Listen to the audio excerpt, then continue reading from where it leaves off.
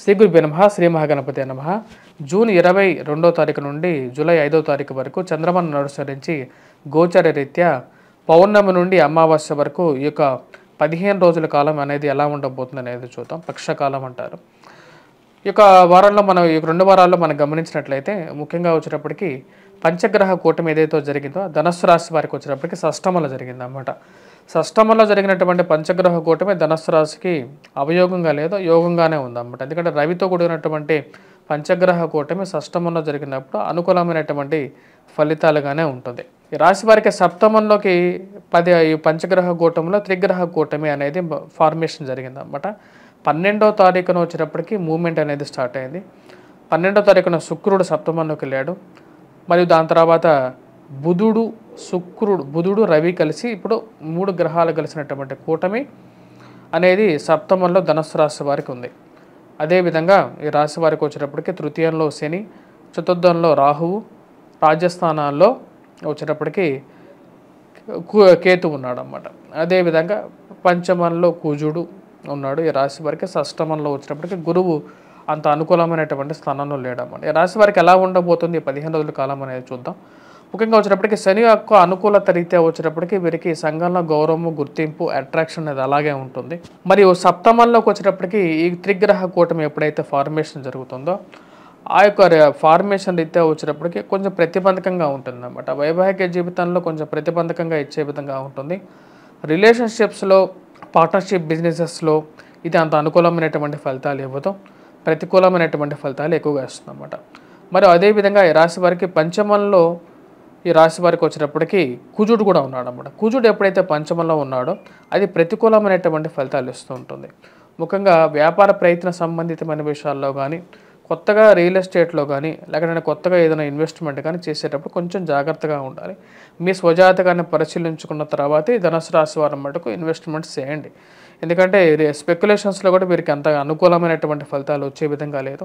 ఇది కొంచెం ప్రతికూలమైనటువంటి ఫలితాలే ఉన్నాయన్నమాట. షష్టమంలో గురువు ఉన్నప్పుడు విద్యార్థులకి అనుకూలమైనటువంటి ఫలితాలు లేవు అన్నమాట. విద్యార్థులతో పాటు విద్యా సంబంధితమైన విషయాల్లో ఎవరైతే పనిచేస్తున్నారో వారికి కూడా కొంచెం ప్రతికూలమైనటువంటి ఫలితాలుగానే ఉన్నాయి. విద్యార్థులతో పాటు విద్యా సంబంధితమైన విషయాలు అంటే టీచర్స్ కానీ, లేకుండా ఉంటే ఇక ప్రొఫెషన్స్లో పనిచేస్తున్నటువంటి వారు, స్టేషనరీ షాప్స్ రన్ చేస్తున్నటువంటి వారు, వీరందరికీ కూడా కొంచెం ప్రతికూలమైనటువంటి ఫలితాలుగానే ఉన్నాయి.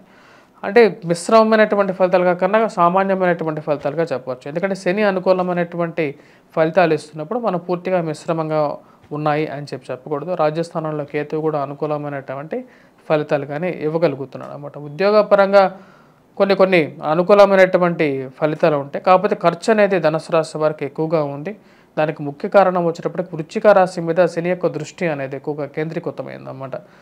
శని తృతీయంలో ఉండి తన యొక్క పాప దృష్టితో వ్యయ స్థానాన్ని చూసినప్పుడు అధికమైనటువంటి ఖర్చు ఉంటుంది. 10 రూపాయల దగ్గర 100 రూపాయలు ఖర్చు అవుతుంటుంది అన్నమాట. ఆ డబ్బులు ఎలా రికవరీ చేయాలనేది అర్థం కానటువంటి పరిస్థితి ఉంటుంది. ఎందుకంటే గురుగ్రహ అనుకూలత కూడా లేనందువల్ల ఈ యొక్క ఎక్కువగా లాస్ అనేది ఉంటుంది. వాటి వల్లే వచ్చేటప్పటికి నేను ఏంటంటే బిజినెస్ పరంగా ఇన్వెస్ట్మెంట్స్ అనేది కొత్త బిజినెస్ ఇన్వెస్ట్మెంట్, నూతనగా బిజినెస్ ఇన్వెస్ట్మెంట్ చేయొద్దు అని చెప్తున్నాను. ఆ బిజినెస్ పరంగా పాటుతో పాటు ఈ స్పెక్యులేషన్స్లో కూడా ఇన్వెస్ట్మెంట్స్ గురించి, అంటే స్టాక్ మార్కెట్లో ఇన్వెస్ట్మెంట్ గురించి కూడా కొంచెం జాగ్రత్త అనేది అవసరం. వడ్డీ వ్యాపారస్తులు కూడా కొంచెం జాగ్రత్తగా ఉండాలి. ఎందుకంటే వడ్డీకి తీసుకునే వాళ్ళు తిరిగి ఇస్తేనే వీరికి బిజినెస్ అనేది జరుగుతుంది. కాబట్టి చీటీ వ్యాపారస్తులు కానీ ఇలాంటి బిజినెస్లో అన్నిట్లో కొంచెం ప్రతిబంధకంగా మారే విధంగా ఉంది ధనుసు రాశి వారికి. కాబట్టి ఈ 2 వారాల్లో ఈ రాశి వారికి వచ్చేటప్పటికి 2వ వారంలో 29వ తారీఖు తర్వాత బాగుంటుంది. సో మొదటి వారం అనేది ప్రతిబంధకంగా ఉంది. ఫైనాన్షియల్ రొటేషన్ అనేది తక్కువగా ఉంటుంది. కాబట్టి కొంచెం జాగ్రత్త అనేది అవసరం ఈ రాశి వారికి. ముఖ్యంగా వచ్చేటప్పటికి అష్టమంలోకి రాబోతున్నటువంటి బుధుడు యోగకారకుడు. బుధుడు అష్టమంలో కూడా యోగిస్తాడు అన్నమాట. ఎందుకంటే అష్టమంలో ఉన్నటువంటి బుధుడి యొక్క దృష్టి సప్తమాన్ని చూస్తాడు. కాబట్టి ధనస్థానం అయినటువంటి మకరాన్ని చూస్తాడు అన్నమాట. అది వీరికి యోగ్యాన్ని ఇస్తుంది. ఫైనాన్షియల్ రొటేషన్ అనేది 29 నుంచి కొంచెం ఇంప్రూవ్మెంట్ అనేది రాశి వారి పొందడం అనేది జరుగుతుంది. విద్యార్థులు కొద్దిగా కష్టపడి చదవాల్సినటువంటి ముఖ్యమైనటువంటి సూచన. ఎందుకంటే గురుగ్రహ అనుకూలత లేదు. మిగతా ప్రతిబంధకంగా మారినటువంటి రాహువు, అదేవిధంగా ఇప్పుడు పరిస్థితి 2 వారాలు కొంచెం అనుకూలంగా లేదు. రాహువు ఎప్పుడైతే చతుర్థంలో ఉంటాడో ఇది వచ్చేటప్పటికి ఉదర సంబంధితమైనటువంటి ప్రాబ్లమ్స్, హెల్త్ రిలేటెడ్ ఇష్యూస్ అనేది కొద్దిగా ఎక్కువగా ఎఫెక్ట్ అవుతుంది. ప్రయాణ సంబంధితమైన విషయాల్లో అనుకూలం ఉంటుంది. ఫైనాన్షియల్ రొటేషన్స్లో, స్పెక్యులేషన్స్లో ఇన్వెస్ట్మెంట్స్ అనేది 29వ తారీఖు తర్వాత డబ్బు క్రమంగా వృద్ధి చెందడం అనేది ఉంటుంది. కుటుంబంలో ఐక్యత అనేది మళ్ళీ పెరగడం అనేది జరుగుతుంది. అందరం కలిసి ఒకే మాట మీద ఉండాలని చెప్పి కూడా నిర్ణయించుకుంటారు. ఫైనాన్షియల్ మూవ్మెంట్ అనేది కూడా స్టార్ట్ అవుతుంది అన్నమాట. సో మొదటి వారం కన్నా వచ్చేటప్పటికి రెండో వారంలో 29వ తారీఖు తర్వాత వీరికి కొంచెం సామాన్యమైన కన్నా కొంచెం బెటర్ రిజల్ట్స్ అనేది, ఇంప్రూవ్మెంట్ అనేది కనపడుతూ ఉంటుందన్నమాట. సో ఈ యొక్క నెల చివరిలో వీరికి కొంచెం సమయానికి డబ్బు వచ్చి చేరటం అనేది, మానసిక సంతృప్తికి కట్టాల్సినటువంటి డబ్బులు కానీ, ఇవ్వాల్సినటువంటి వారికి డబ్బులు ఇవ్వటం కానీ టైంకి జరగటం మానసిక సంతృప్తికి గల కారకంగా ఉంటుంది. ఈ రాశి వారు చేసుకోవాల్సినటువంటి పరిహారాలు ఏమిటి, విద్యార్థులు ఎటువంటి పరిహారాలు చేసుకోవాలంటే, విద్యార్థులు ముఖ్యంగా ఎల్లో సాఫైర్ ధరించవచ్చు అండ్ పుష్యరాగాన్ని ధరించవచ్చు. మరియు అదేవిధంగా ఈ రాశి వారికి వచ్చేటప్పటికి దత్తాత్రేయ స్వామి ఆరాధన చేసుకోవాలి. దక్షిణామూర్తి శ్లోకాన్ని పఠించడం, దక్షిణామూర్తి స్వామిని పూజించడం. అదేవిధంగా ఈ రాశివారు మిగతా పరిహారాల్లో డ్రైవింగ్ని అనునిత్యం అనేది అవసరమైనటువంటి వారు ఓం గం గణపతియే నమః అనేది మంత్రాన్ని చదువుకోవటం, దుర్గాదేవిని ఎక్కువగా పూజించినట్లయితే సానుకూలమైనటువంటి ఫలితాలు పొందడం అనేది జరుగుతుంది.